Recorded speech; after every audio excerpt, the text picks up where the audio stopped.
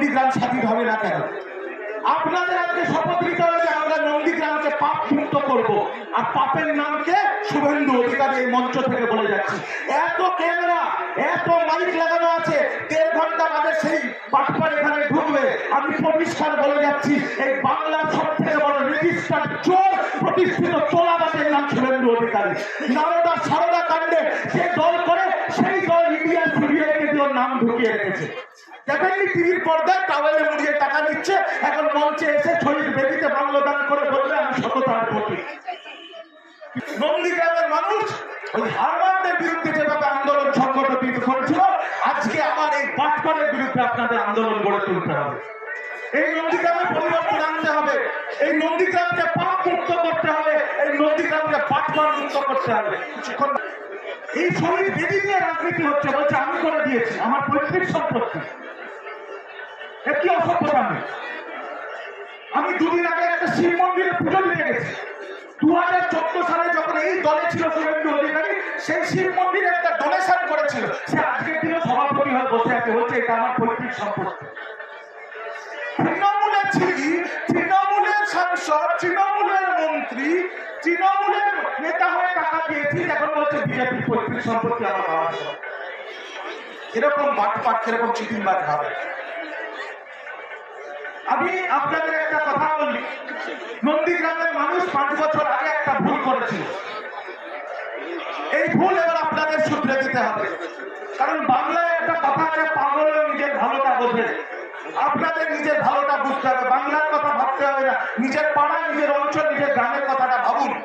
একটু আগে আমাকে একজন সাংবাদিক একটা ক্লিপ পাঠিয়েছে, একজন দাবি করছেন যে শহীদ মিনার সব নাকি ওরা টাকা দিয়েছে, আমি সব সম্পত্তি বানিয়ে নিয়েছি। আমি এখানে একদিনও এসে রাত্রি যাপন করি না, এখানে আরাম করতে আমি আসছি না। আমি ট্রাস্ট বানিয়ে দিয়েছি এবং আন্দোলনের নেতা, আজকে এসিসিআই পার্টির নেতা নন্দ পাত্র মহোদয়, তিনি পুরোটা দেখভাল করেন। তার সঙ্গে আমার রাজনৈতিক বিরোধ, মতাদর্শের বিরোধ। এই যে সমস্ত প্যান্ডেল, মাইক, লাইট ব্যবস্থাপনা গতকাল নন্দতা থেকে করে দিয়ে গেছে। তার রাজনৈতিক বাধ্যবাধকতা আছে, আমারও তার সঙ্গে রাজনৈতিক মতাদর্শগত বিরোধ রয়েছে। এরা জানে না, এরা নিজেদের আখের বুঝিয়েছে। এরা নিজেদের পুত্র, পরিবার, কন্যা, তাদের কর্মসংস্থানের সুযোগ করে নিয়েছে, চাকরি বিক্রি করেছে, আর এখানে দাঁড়িয়ে বড় বড় ভাষণ মারছে আজকে নন্দীগ্রামের আন্দোলনকে অপমান করার জন্য। আর কিছু হালি লোক তারা এখানে আসেন হঠাৎ করে। আমি জানতে চাই, এই আন্দোলনে সবচেয়ে বড় বেনিফিশিয়ারির নাম কি? সবচেয়ে বড় বেনিফিশিয়ারির নাম হলো এই রাজ্যের মুখ্যমন্ত্রী মমতা বন্দ্যোপাধ্যায়। সবচেয়ে বড় বেনিফিশিয়ারি তিনি। কংগ্রেসের মধ্যে থেকে যুব কংগ্রেসের নেত্রী ছিলেন, রাজীব গান্ধী তাকে করেছিল। তিনি সঠিক সময়ে রাজীব গান্ধীর সঙ্গে বিশ্বাসঘাতকতা করেছেন। এরা আমাকে গদ্দার বলে, ওটা পৃথিবীর মধ্যে সবচেয়ে বড় গদ্দারের নাম হচ্ছে মমতা ব্যানার্জি। সবচেয়ে বড় বেনিফিশিয়ারির নাম হলো মমতা বন্দ্যোপাধ্যায়, আর সবচেয়ে বড় গদ্দারের নাম হলো মমতা বন্দ্যোপাধ্যায়। আপনি জানেন, আপনি পাপ করেছেন। আন্দোলনের লোকেরা আজকেও কেসে ঝুলছে, ভুলভাবে মামলা প্রত্যাহার করেছেন, তাই হাইকোর্ট ডিভিশন বেঞ্চ বাতিল করে দিয়েছে। ডেথ সার্টিফিকেট জানি আমি কলকাতা হাইকোর্টে লড়াই করে ডেথ সার্টিফিকেটের অর্ডার করিয়ে এনে দিয়েছি এদেরকে 24 সালে, 2 বছর। নন্দীগ্রাম না হলে দিদি থেকে দিদিমা হয়ে যেতেন, মুখ্যমন্ত্রী হতেন না। আসল পরিবর্তন আসেনি। সোনাচূড়ার গ্রামে গ্রামে ছেলেরা গুজরাট, মধ্যপ্রদেশ, উড়িষ্যায় গিয়ে কাজ করতে চলে গেছে, স্ত্রী, পুত্র, পরিবার, বাবা মাকে ছেড়ে। আসল পরিবর্তন আনতে হবে। যাদেরকে আমরা শ্রম দিয়ে, পরিশ্রম দিয়ে, আমি নিজে 42টা মামলা খেয়েছি। প্রয়াত বুদ্ধ, আপনি পারেননি সবার মুখ্যমন্ত্রী হতে, কিন্তু আপনাদের সোনাচূড়ার আশীর্বাদে আমি লাস্ট রাউন্ডে অল্প ভোটে পিছিয়ে ছিলাম, আমাকে জিতিয়েছে কে? সোনাচুর 3200 ভোট লিড দিয়েছিলেন। আমি আপনাদের মাঝ ভাত খাওয়াতে পারিনি, কিন্তু বিরোধী দলনেতা কাকে বলে আমি বুঝিয়ে দিতে পেরেছি। আমি আশা করি আমার আত্মীয়রা আমার সাথে থাকবেন। এ সম্পর্ক চিরদিনের। শহীদ মিনারেও আসবো, রাম মন্দিরটা তৈরি হয়ে গেলে ওখানে এসে মাঝে মাঝে থাকবো। সোনাচূড়াই আগামী ভবিষ্যতের আমার ঠিকানা। এরাই ঠিক করেছে। আজকে 26,000 চাকরি গেছে, লোক বলে নন্দীগ্রাম ঠিক করেছে। টাটাকে দাঁড়িয়েছে লোক, সিঙ্গুরের লোক বলে নন্দীগ্রাম ঠিক করেছিল, আমরা ভুল করেছি। সবাই বলে যে নন্দীগ্রাম 21-এ যেটা বুঝেছিল আজকে গোটা বাংলাদেশের কথা বলছে। অভয়ার বাবা মা বলে আরজি করে ডাক্তার তাকে ধর্ষণ করে খুন করেছে, বলে নন্দীগ্রাম ঠিক করেছিল, আমরা ভুল করেছিলাম।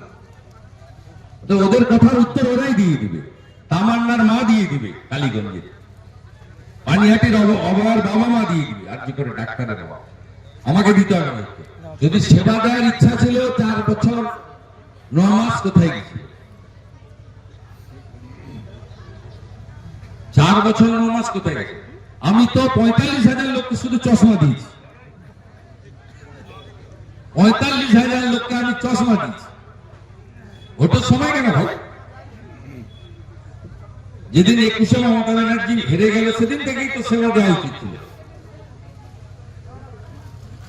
আমি তো 2004 সালে সিপিএম এর সঙ্গে লড়তে গিয়ে হেরেছিলাম। আমি তো মাঠ ছেড়ে যাইনি, আমাকে তো লোক ভোট দিয়েছিল। আমি তাদের সঙ্গে ছিলাম বলেই তো আমি 2009 1,73,000 ভোটে জিতেছি। আমি তাদের সঙ্গে ছিলাম বলেই তো 2014-তে আমি 2.5 লক্ষ ভোটে জিতেছি। তুমি 1,08,000 ভোট নিয়ে গেছো, 5 বছর তোমার দেখা নাই রে, তোমার দেখা নাই। ভোটের সময় তুমি শীতে যেমন আলিপুর চিড়িয়াখানায় পাখি আসে, উঠতে উঠতে উঠতে পরিযায়ীর মতো এলে কি টুপি পরবে কেউ? শান্তিতে আছে নন্দীগ্রামে আমি বা আমরা আছি বলে।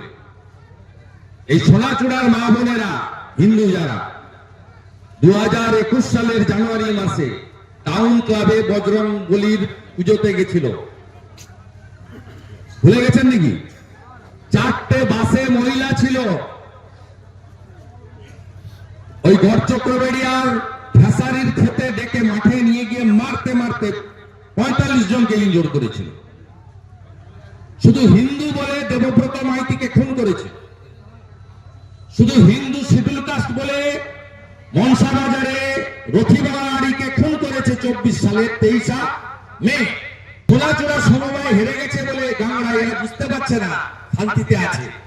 আর গড়চক্রবেড়িয়ায় মুসলমান পাড়াতে জিতে গেছিল বলে এক্স আর্মি তপন মহাপাত্রের বাড়ির ভিতরে ঢুকে বোম ফাটিয়ে দিয়েছে। কোন হিন্দু থাকবে না। সকালবেলা এসেছিল লোকগুলো, দেখেছেন মালগুলোকে, সব খুনি। সুফিয়ান একটা খুনি, দেবব্রত মাইতির মামলার আসামি, 7 দিন 1.5 বছর জেল কেটেছে। তার পাশে শামসুল, সমস্ত দাগি খুনি অপরাধী।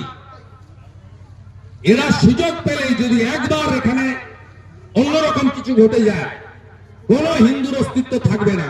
হিন্দুর মা বোন রতু মোড় পেরোতে পারবে না। আমি বলে গেলাম এটা, সবাই আমার সঙ্গে হ্যাঁ স্বীকার করবেন কিনা? তাই তো এমন এমন জায়গা আছে খোল কীর্তন বাজাতে দেয় না।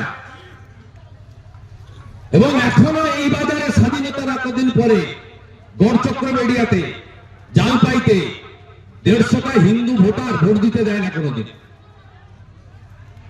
যান না, গিয়ে জিজ্ঞেস করে আসবে না। ছোট্ট হিন্দু পাড়া রয়েছে জাদুবাড়ি চর আর জালপাই আর গড়চক্রবেড়িয়ার মাঝখানটায়।